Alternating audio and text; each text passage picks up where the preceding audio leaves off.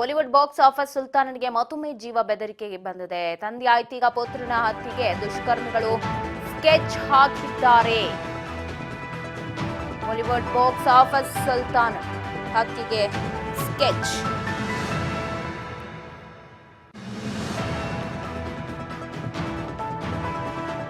WhatsApp ಮೂಲಕ ಅಪರಿಚಿತರು ಸಲ್ಮಾನ್ ಖಾನ್ಗೆ ಬೆದರಿಕೆಯನ್ನ ಹಾಕಿದ್ದಾರೆ.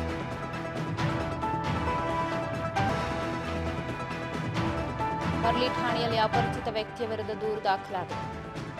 ಮನೆಗೆ ನುಗ್ಗಿ ಕೊಲ್ತೇವೆ, ಬಾಂಬ್ ಬಿಟ್ಟು ಕಾರನ್ನ ಸ್ಫೋಟಗೊಳಿಸ್ತೀವಿ ಅಂತ ಹೇಳಿ ಸಲ್ಮಾನ್ ಖಾನ್ಗೆ ಮತ್ತೊಮ್ಮೆ ಜೀವ ಬೆದರಿಕೆ ಬಂದಿದೆ. ಕೆಲ ತಿಂಗಳ ಹಿಂದೆ ನಿವಾಸದ ಮೇಲೆ ಗುಂಡಿನ ದಾಳಿ ನಡೆದಿತ್ತು.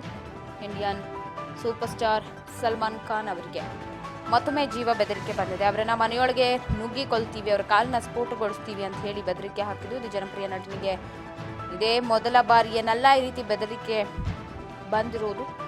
ಸಹಿತ ವರ್ಲಿ ಠಾಣೆಯಲ್ಲಿ ಪ್ರಕರಣ ದಾಖಲಾಗಿದೆ. ವರ್ಲಿ ಸಾರಿಗೆ ಇಲಾಖೆಯ ಅಧಿಕೃತ ಸಂಖ್ಯೆಯ ವಾಟ್ಸ್ಆಪ್ ಮೂಲಕ ಬೆದರಿಕೆಯನ್ನ ಹಾಕಿದ ಅಪರಿಚಿತ ವ್ಯಕ್ತಿಯ ವಿರುದ್ಧ ಪ್ರಕರಣ ದಾಖಲಿಸಲಾಗಿದೆ. ಈ ಬೆದರಿಕೆಯನ್ನ ಯಾರು ನೀಡಿದ್ದಾರೆ ಎನ್ನುವುದು ಸದ್ಯಕ್ಕಿನ್ನೂ ತಿಳಿದು ಬಂದಿಲ್ಲ. ನಟನ ನಿವಾಸದ ಮೇಲೆ ಹಿಂದೆ ಕೂಡ ದಾಳಿ ನಡೆದಿತ್ತು. ಗ್ಯಾಲಕ್ಸಿ ಅಪಾರ್ಟ್ಮೆಂಟ್ ಹೊರಗೆ ಗುಂಡಿನ ದಾಳಿ ನಡೆದಿತ್ತು. ಅಂದಿನಿಂದ ಅವರ ಮನೆಗೆ ಭದ್ರತೆಯನ್ನ ಹೆಚ್ಚು ಮಾಡಲಾಗಿತ್ತು. ಇದೀಗ ಬೆದರಿಕೆಯ ಮೂಲದ ಬಗ್ಗೆ ತನಿಖೆ ಮಾಡಲಾಗ್ತಿದ್ದು.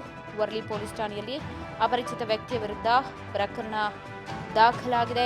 ಅಧಿಕಾರಿಗಳು ಪ್ರಸ್ತುತ ಬೆದರಿಕೆ ಮೂಲದ ಬಗ್ಗೆ ತನಿಖೆ ನಡೆಸ್ತಾ ಇದ್ದಾರೆ. ಕಳೆದ ಕೆಲ ವರ್ಷಗಳಲ್ಲಿ ಬಾಲಿವುಡ್ ನಟನಿಗೆ ಅನೇಕ ನೇರ ಮತ್ತು ಪರೋಕ್ಷ ಬೆದರಿಕೆಗಳು ಬಂದಿತ್ತು. 1998ರ ಕೃಷ್ಣಮೃಗ ಬೇಟೆ ಪ್ರಕರಣಕ್ಕೆ ಸಂಬಂಧಪಟ್ಟಂತೆ ಗ್ಯಾಂಗ್ ಒಂದು ಸಲ್ಮಾನ್ ಖಾನ್ ಅವರನ್ನ ಗುರಿಯಾಗಿಸಿಕೊಂಡಿದೆ ಅಂತ ಹೇಳಿ ವರದಿಯಾಗಿದೆ.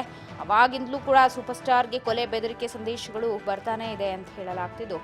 2024ರಲ್ಲಿ ಅವರಿಗೆ ಬೆದರಿಕೆಗಳು ಬಂದಿತ್ತು. ದೇವಸ್ಥಾನಕ್ಕೆ ಭೇಟಿ ನೀಡಿ ಕೃಷ್ಣಮೃಗ ಹತ್ಯೆಗೆ ಸಾರ್ವಜನಿಕವಾಗಿ ಕ್ಷಮೆಯಾಚಿಸಬೇಕು ಅಥವಾ 5 ಕೋಟಿ ರೂಪಾಯಿ ಪಾವತಿಸಬೇಕು ಅಂತ ಹೇಳಿ ಒತ್ತಾಯವನ್ನ ಮಾಡಿದ್ರು.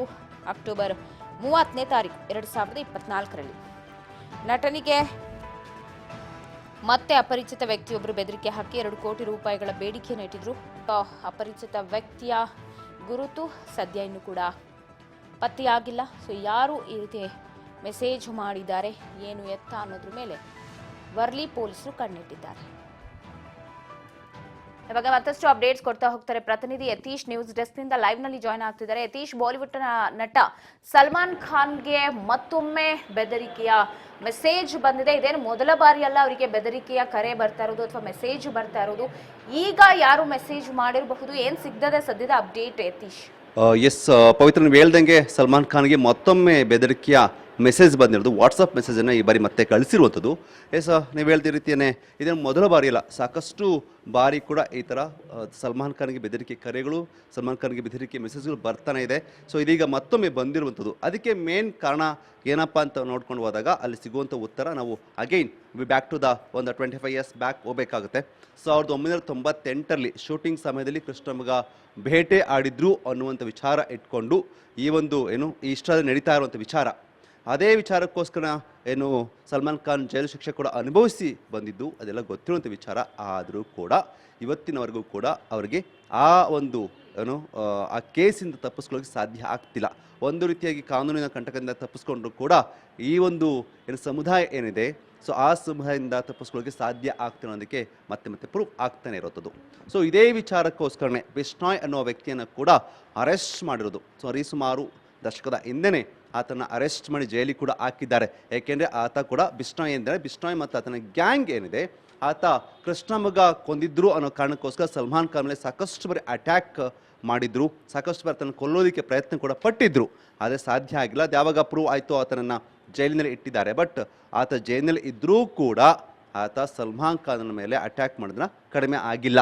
ಆತನ ಗ್ಯಾಂಗ್ ಇರ್ಬೋದು, ಆತನ ಕಡೆಯವರು ಇರ್ಬೋದು, ಅವಾಗವಾಗ ಸಲ್ಮಾನ್ ಖಾನ್ಗೆ ಒಂದು ರೀತಿಯ ಥ್ರೆಡ್ಡಿಂಗನ್ನು ಕೊಡ್ತಾ ಇದ್ದಾರೆ. ಒಂದು ಕರೆಗಳು ಇರ್ಬೋದು ಅಥವಾ ವಾಟ್ಸಪ್ ಸಂದೇಶಗಳಿರ್ಬೋದು, ಮೆಸೇಜ್ ಇರ್ಬೋದು, ಅಥವಾ ಇಮೇಲ್ ಸಂದೇಶವನ್ನು ಕಳಿಸುವಂಥ ಕೆಲಸವನ್ನು ಅವ್ರ ಗ್ಯಾಂಗ್ ಮಾಡ್ತಾನೆ ಇರೋದನ್ನು ಗಮನಿಸಬೇಕಾಗತ್ತೆ. ಏಕೆಂದರೆ ಇದೇ ಒಂದು ಕಳೆದ ವರ್ಷ ಕೂಡ ಇದೇ ರೀತಿಯಾದಂಥ ಆಗಿತ್ತು. ಅದಾದ ಬಳಿಕ ಅವ್ರ ಮನೆ ಹತ್ರ ಸ್ಫೋಟ ಮಾಡೋದು ಕೂಡ ಪ್ರಯತ್ನವನ್ನು ಪಟ್ಟಿದ್ದು ಕೂಡ ಇರುವಂಥದ್ದು ಗೊತ್ತಿರುವಂಥ ವಿಚಾರ. ಸೊ ಅವಾಗಲೂ ಕೂಡ ಇಬ್ಬರನ್ನು ಬಂಧಿಸಿದ್ರು. ಇದೀಗ ಮತ್ತದಾದ ಬಳಿಕ ಮತ್ತೊಮ್ಮೆ ಆತನ ಮನೆಗೆ ನುಗ್ಗೋದಕ್ಕೋಸ್ಕರ ಒಂದಷ್ಟು ಗ್ಯಾಂಗ್ ಕೂಡ ರೆಡಿಯಾಗಿದ್ದು ಕೂಡ ಇರುವಂಥ ವಿಚಾರ. ಸೊ ಇದೀಗ ಮತ್ತೊಮ್ಮೆ ಸಲ್ಮಾನ್ ಖಾನ್ಗೆ ಏನು ವಾಟ್ಸಪ್ ಮೆಸೇಜ್ ಬಂದಿರುವಂಥದ್ದು. ಅಂದರೆ ವರ್ಲಿಯ ಸಾರಿಗೆ ಸಂಸ್ಥೆಗೆ ಈ ಒಂದು ವರ್ಲಿಯಲ್ಲಿರುವಂಥ ಸಾರಿಗೆ ಸಂಸ್ಥೆಗೆ ಈ ಒಂದು ಮೆಸೇಜ್ ಬಂದಿದೆ. ನಾವು ಸಲ್ಮಾನ್ ಖಾನನ್ನು ಕೊಂದೇ ಕೊಲ್ತೀವಿ, ಆತನ ಕಾರನ್ನು ಸ್ಫೋಟಿಸ್ತೀವಿ, ಆತನ ಬಾಂಬಿಟ್ಟು ಸಾಯಿಸ್ತೀವಿ ಅನ್ನೋ ಮಾತನ್ನು ಈಗ ಸಂದೇಶವನ್ನು ಕಳಿಸಿರುವಂಥದ್ದು. ಸೊ ನೀವು ಇಲ್ಲಿ ಗಮನಿಸಬೇಕಾಗತ್ತೆ ಪವಿತ್ರ, ಯಾಕೆಂತಂದರೆ ಇದೇ ವಿಚಾರ ಇಟ್ಕೊಂಡು ಸಲ್ಮಾನ್ ಖಾನ್ಗೆ ಯಾರೆಲ್ಲ ಆಪ್ತರಿದ್ರು ಅವರೆಲ್ಲರೂ ಕೂಡ ಏನು ಆ ಗ್ಯಾಂಗ್ ಮುಗಿಸುವಂಥ ಕೆಲಸವನ್ನು ಮಾಡಿತ್ತು. ಕಳೆದ ಬೇಕಾದ್ರೆ ಎಮ್ ಎಲ್ ಎ ಆಗಿದ್ದಂಥ ವ್ಯಕ್ತಿಯನ್ನು ಕೂಡ ಸಲ್ಮಾನ್ ಖಾನ್ ಫ್ರೆಂಡ್ ಅವ್ರನ್ನೇ ಏನು ಈ ಒಂದು ವಿಚಾರ ಕುರಿತಂತೆ ಆತನನ್ನು ಕೊಲೆ ಕೂಡ ಮಾಡಿದ್ರು. ಅಂದರೆ ಆತನ ಗುಂಡು ಆರಿಸಿ ಕೊಲೆ ಮಾಡಿದ್ದು ಕೂಡ ನೆನಪಿಗಿರುವಂಥದ್ದು. ಅಂದರೆ ಇಲ್ಲಿ ಗಮನಿಸಬೇಕಾಗತ್ತೆ ಬಿಷ್ಣು ಎಷ್ಟೊಂದು ಸ್ಟ್ರಾಂಗ್ ಆಗಿದೆ ಅಂತ. ಆತನ ಜೈನಲ್ಲಿ ಇಟ್ಟರೂ ಕೂಡ ಆತನ ಗ್ಯಾಂಗ್ ಮಾತ್ರ ಸಲ್ಮಾನ್ ಖಾನ್ ಅವ್ರಿಗೆ ಏನು ಥ್ರೆಡ್ ಕೊಡೋದನ್ನ ತಪ್ಪಿಸ್ತಾ ನಿಲ್ಲಿಸ್ತಿಲ್ಲ ಅಂತ ನನಗೆ ಗೊತ್ತಾಗುತ್ತೆ. ಅದಷ್ಟೇ ಅಲ್ಲ, ಅವ್ರು ಕೇಳ್ಕೊಳ್ಳಿ ಇಷ್ಟೇ, ಈ ಒಂದು ಕೃಷ್ಣ ಮಗ ಏನಿದೆ ಕೊಂದಂತೆ ವಿಚಾರ ಕುರಿತಂತೆ, ಏಕೆಂದರೆ ಆ ಒಂದು ಬಿಷ್ಣೋಯ್ ಸಮುದಾಯ ಏನಿದೆ ಆ ಬಿಷ್ಣೋಯ್ ಸಮುದಾಯಕ್ಕದು ಧಾರ್ಮಿಕವಾದಂಥ ಒಂದು, ನಾವು ಹೇಗೆ ಹಿಂದೂ ಸಮಾಜದಲ್ಲರೂ ಕೂಡ ಹಸುವನ್ನು ಆಕಳನ್ನು ಹೇಗೆ ದೇವರಂತ ಪೂಜೆ ಮಾಡ್ತೀವಲ್ಲ ಅದೇ ರೀತಿಯಾಗಿ ಅವರು ಕೂಡ ಅದನ್ನು ಪೂಜೆ ಮಾಡುವಂಥದ್ದು, ಅದನ್ನು ಆರಾಧನೆ ಮಾಡುವಂಥದ್ದು. ಹಾಗಾಗಿ ನಮ್ಮ ಒಂದು ಧಾರ್ಮಿಕಕ್ಕೆ ಇದು ಏನು ಅವರು ಪೆಟ್ಟನ್ನು ಕೊಟ್ಟಿದ್ದಾರೆ, ಅದನ್ನು ಬಿಡೋದಿಲ್ಲ, ಹಾಗಾಗಿ ಕ್ಷಮೆಯನ್ನು ಕೇಳಬೇಕು, ಬಹಿರಂಗವಾಗಿ ಕ್ಷಮೆಯನ್ನು ಕೇಳಬೇಕು ಅನ್ನೋ ಮಾತು ಹೇಳಿದರು. ಅದಷ್ಟೇ ಅಲ್ಲದೆ ಒಂದಷ್ಟು ಕೋಟಿಗಳ ಏನು ಇದು ಕೊಡಬೇಕು ಅನ್ನೋ ಮಾತನ್ನು ಕೂಡ ಹೇಳಿದಂಥದ್ದು. ಇದೆಲ್ಲ ನಡೀತಾ ಇರುವಂಥದ್ದು. ಬಟ್ ಸಲ್ಮಾನ್ ಖಾನ್ ಇದಕ್ಕೂ ಕೂಡ ತಲೆ ಕೆಡಿಸ್ಕೊಂಡಿಲ್ಲ. ಆದರೆ ಇಲ್ಲಿ ಗಮನಿಸಬೇಕಾಗತ್ತೆ, ಸಲ್ಮಾನ್ ಖಾನ್ ಇದೇ ವಿಚಾರ ಇಟ್ಕೊಂಡೆ ಇಂದಿಗೂ ಕೂಡ ಮದುವೆ ಆಗಿಲ್ಲ ಅನ್ನೋದು ಕೂಡ ಒಂದು ಪ್ರಮುಖದ ವಿಚಾರ. ಏಕೆಂದರೆ ಸಲ್ಮಾನ್ ಖಾನ್ ಸ್ಟಿಲ್ ಬ್ಯಾಚುಲರ್, ಯಾಕೆ ಮದುವೆ ಆಗಿಲ್ಲ ಅಂತ ಒಂದು ಪ್ರಶ್ನೆ ಕಾಡಿದಾಗ ಬಾಲಿವುಡ್ನ ಪಂಡಿತರಿರ್ಬೋದು ಅಥವಾ ಬಾಲಿವುಡ್ನ ವಿಶ್ಲೇಷಕರು ಕೊಟ್ಟಂಥ ಒಂದು ಉತ್ತರ ಈ ಒಂದು ಅಂದರೆ ಸಲ್ಮಾನ್ ಖಾನ್ ಮೇಲೆ ಒಂದಷ್ಟು ಏನು ಬೆದರಿಕೆ ಕರೆಗಳು ಬರ್ತಾ ಇದೆ ಅಥವಾ ಥ್ರೆಡಿಂಗ್ ಇದೆ, ಹಾಗಾಗಿ ಆ ವಿಚಾರ ಇಟ್ಕೊಂಡು ಮದುವೆ ಆಗ್ತಿಲ್ಲ ಅಂತ ಹೇಳ್ತಿದ್ರು. ಸೊ ಇದೀಗ ನೋಡಿದಂಥ ಸಂದರ್ಭದಲ್ಲಿ ಮತ್ತೆ ಆತನಿಗೆ ಈ ಒಂದು ಬಾಂಬನ್ನು ಇಟ್ಟು ಕಾರನ್ನು ಸ್ಫೋಟಿಸ್ತೀವಿ ಅಥವಾ ಆತನನ್ನ ಮೇಲೆ ಅಟ್ಯಾಕ್ ಮಾಡ್ತೀವಿ ಅನ್ನೋ ಮಾತು ಹೇಳಿದ್ದಾರೆ. ಹೀಗೆ ಸಾಕಷ್ಟು ಬಾರಿ ಹೇಳ್ದೆ ಎಲ್ಲ ಕೂಡ ಸಲ್ಮಾನ್ ಖಾನ್ಗೆ ಝೆಡ್ ಸೆಕ್ಯೂರಿಟಿ ಕೂಡ ಇರುವಂಥದ್ದು. ಆತನ ಎಲ್ಲೇ ಹೋಗಲಿ ಎಲ್ಲೇ ಬರಲಿ ಕೂಡ ಒಂದು ದೊಡ್ಡ ಸೆಕ್ಯೂರಿಟಿಯನ್ನು ಕೊಟ್ಟಿರ್ತಾರೆ. ಆತನ ಬಳಿಗೆ ಯಾರು ಕೂಡ ಸುಳಿಬಾರ್ದು ಅನ್ನೋ ರೀತಿ ಸೆಕ್ಯೂರಿಟಿ ಕೊಟ್ಟಿರುವಂಥದ್ದು. ಆದರೂ ಕೂಡ ನಾವು ಅವ್ರನ್ನ ಬಿಡೋದಿಲ್ಲ ಅನ್ನೋ ಮಾತನ್ನು ಮತ್ತೆ ಸಂದೇಶಗಳನ್ನ ಕಳಿಸ್ತಿದ್ದನ್ನು ಗಮನಿಸ್ತಾ ಇದ್ದೀವಿ ಪವಿತ್ರ.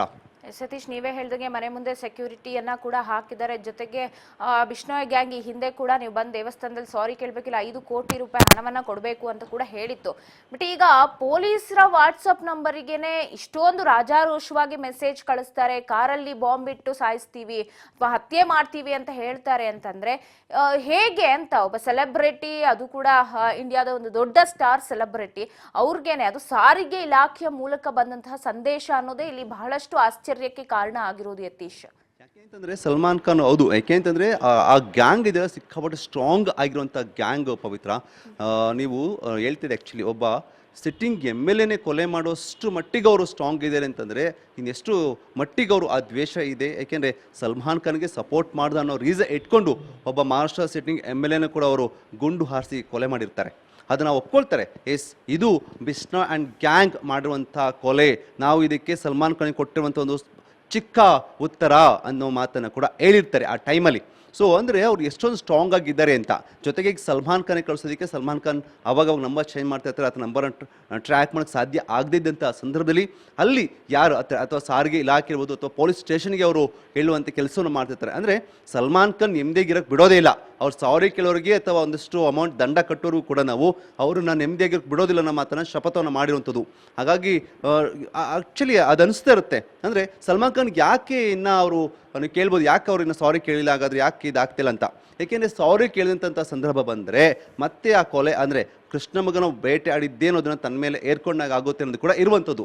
ಏಕೆಂದರೆ ಈ ಬೇಟೆ ನಾವು ಆಡಿಲ್ಲ ಅನ್ನೋ ಮಾತನ್ನು ಸಾಕಷ್ಟು ಬಾರಿ ಸಲ್ಮಾನ್ ಖಾನ್ ಹೇಳಿದ್ದಾರೆ. ಸೊ ಈಗ ಸಾರಿ ಕೇಳಿದ್ರೆ ಅಥವಾ ನನ್ನ ದಂಡವನ್ನು ಕಟ್ಟಿದ್ರೆ ಅದು ತನ್ನ ಮೇಲೆ ಮತ್ತೆ ಬೀಳುತ್ತೆ ಅನ್ನೋ ಒಂದು ಭಯ ಕೂಡ ಇರುವಂಥದ್ದು. ಹಾಗಾಗಿ ಅವ್ರು ಸಾರಿ ಕೇಳ್ತಿಲ್ಲ. ಬಟ್ ಇವು ಸಾರಿ ಕೇಳೋರಿಗೂ ಕೂಡ ಕ್ಷಮೆಯನ್ನು ಕೇಳುವವರೆಗೂ ಕೂಡ ನಾವು ಬಿಡೋದಿಲ್ಲ ಅನ್ನೋ ಮಾತನ್ನು ಈಗ ಬಿಷ್ಣೋಯ್ ಸಮುದಾಯ ಹೇಳ್ತಿರೋದು. ಸೊ ನೀವು ಗಮನಿಸಬೇಕಾಗತ್ತೆ ಅಂದರೆ ಏನು ಈ ಸಲ್ಮಾನ್ ಖಾನ್ ಎಲ್ಲೇ ಶೂಟಿಂಗ್ ಇಲ್ಲಿ ಅಥವಾ ಎಲ್ಲೇ ಒಂದು ಏನಾದರೂ ಒಂದು ಪ್ರೋಗ್ರಾಮ್ ಇಲ್ಲಿ ಅಲ್ಲಿ ಸಾಕಷ್ಟು ಸೆಕ್ಯೂರಿಟಿ ಇದ್ದೇ ಇರುತ್ತೆ. ಮತ್ತು ಸಲ್ಮಾನ್ ಖಾನ್ ಎಲ್ಲೂ ಕೂಡ ಬಹಿರಂಗವಾಗಿ ಅಥವಾ ಸಾರ್ವಜನಿಕ ಪಾರ್ಟಿಗಳಲ್ಲಿ ಸಾರ್ವಜನಿಕ ಕ್ಷೇತ್ರದಲ್ಲಿ ಎಲ್ಲೂ ಕೂಡ ಕಾಣಿಸ್ಕೊಳ್ಳೋದಿಲ್ಲ. ಸಾಕಷ್ಟು ಸೆಕ್ಯೂರಿಟಿ ಇದ್ದಾಗ ಮಾತ್ರ ಅವರು ಮನೆಯಿಂದ ಇರ್ಬೋದು ಅಥವಾ ಬೇರೆ ಬೇರೆ ಶೂಟಿಂಗ್ ಸಮಯ ಇರ್ಬೋದು ಅಥವಾ ಕಾರ್ಯಕ್ರಮಗಳಿರ್ಬೋದು ಮಾತ್ರ ಭಾಗವಹಿಸ್ತಾರೆ. ಅದು ಬಿಟ್ಟರೆ ಸಾರ್ವಜನಿಕವಾಗಿ ಕೂಡ ಎಲ್ಲೂ ಕೂಡ ಸಲ್ಮಾನ್ ಖಾನ್ ಕಾಣಿಸ್ಕೊಳ್ಳೋದಿಲ್ಲ. ಅದಕ್ಕೆ ಮೇನ್ ರೀಸನ್ ಇದೆ ಅಂತ ಹೇಳ್ಬೋದು. ಯಾಕೆಂದರೆ ಸಲ್ಮಾನ್ ಖಾನ್ ಅವರ ಏನು ಜೊತೆ ಇರುವಂಥ ಶಾರುಖ್ ಇರ್ಬೋದು ಅಥವಾ ಅಮೀರ್ ಖಾನ್ ಇರ್ಬೋದು ಸಾಕಷ್ಟು ಬಾರಿ ದುಬೈನಲ್ಲಿರ್ಬೋದು ಬೇರೆ ಬೇರೆ ದೇಶಗಳಲ್ಲಿ ಸಾಕಷ್ಟು ಕನ್ಸರ್ಟನ್ನು ಕೊಡ್ತಾ ಇರ್ತಾರೆ, ಕಾರ್ಯಕ್ರಮಗಳನ್ನ ನಡೆಸ್ಕೊಡ್ತಾ ಇರ್ತಾರೆ. ಬಟ್ ಸಲ್ಮಾನ್ ಖಾನ್ ಯಾವತ್ತೂ ಕೂಡ ಎಲ್ಲದಕ್ಕೂ ಕೂಡ ಹೋಗೋದಿಲ್ಲ. ಯಾಕೆಂದರೆ ಬಿಕಾಸ್ ಆಫ್ ಆತನ ಮೇಲೆ ಈ ಒಂದು ಬೆದರಿಕೆಯ ಕರೆ ಇದೆ ಅನ್ನೋದು ಕೂಡ ಇರುವಂಥ ವಿಚಾರ. ಸೊ ಇದೀಗ ಒನ್ಸ್ ಅಗೇನ್ ಸಲ್ಮಾನ್ ಖಾನ್ ಮೇಲೆ ಮತ್ತೆ ಈ ಥರ ಕೊಲೆ ಬೆದರಿಕೆ ಏನಂದರೆ ಬಂದಿರುವಂಥದ್ದು, ವಾಟ್ಸಪ್ ಮೆಸೇಜ್ ಮುಖಾಂತರ ಕಳಿಸಿರುವಂಥದ್ದು. ಸೊ ಈ ಬಾರಿ ನಾವು ಕಾರನ್ನೇ ಸ್ಫೋಟ ಮಾಡ್ತೀವಿ, ಸಲ್ಮಾನ್ ಖಾನ್ ಎಂಥ ಸೆಕ್ಯೂರಿಟಿ ಇದ್ರೂ ಕೂಡ ನಾವು ಬಿಡೋದಿಲ್ಲ ಅನ್ನೋ ಮಾತನ್ನು ಹೇಳಿದ್ದಾರೆ. ಪವಿತ್ರ, ಥ್ಯಾಂಕ್ ಯು ಯತೀಶ್ ಮಾಹಿತಿಗಾಗಿ.